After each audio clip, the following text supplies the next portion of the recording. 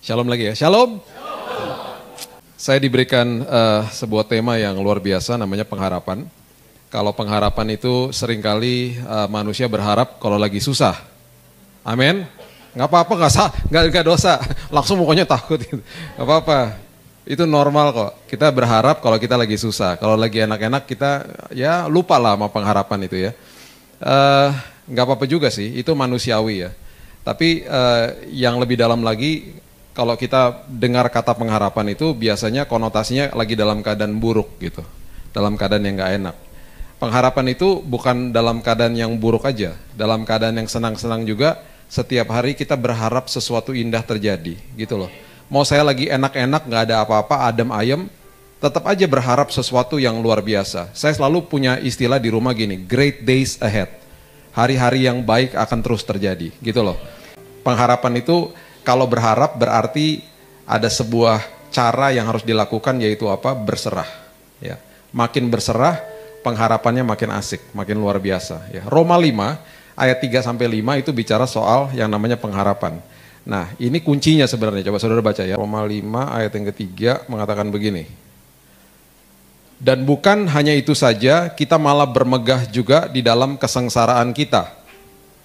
Ini kata bermegah di sini boasting. Artinya kalau diposturkan dengan tubuh ya, Paulus lagi kasih tahu bahwa kalau lagi ada kesengsaraan tuh ditantangin sama dia kayak gini nih.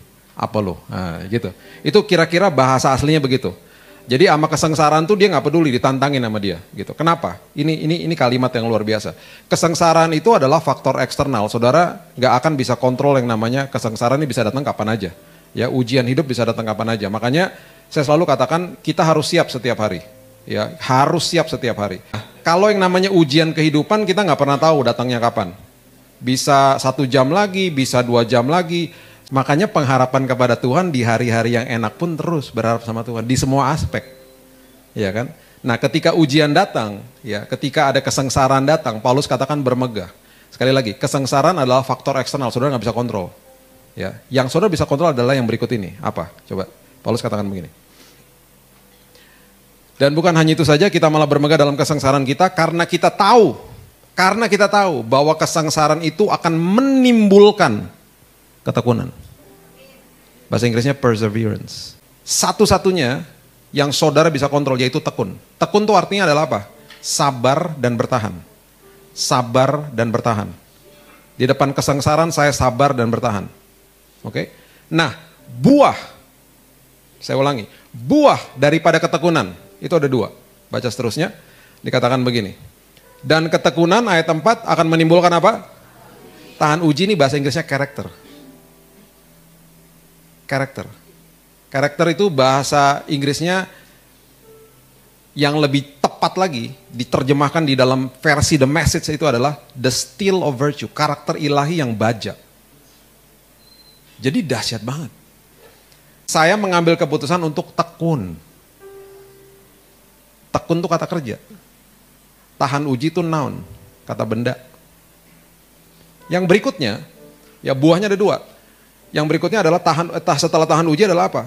Dan ketekunan menimbulkan tahan uji, dan tahan uji menimbulkan pengharapan.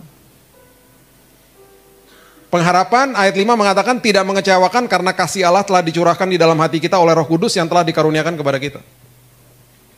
Sekali lagi ya, kesengsaraan adalah faktor eksternal.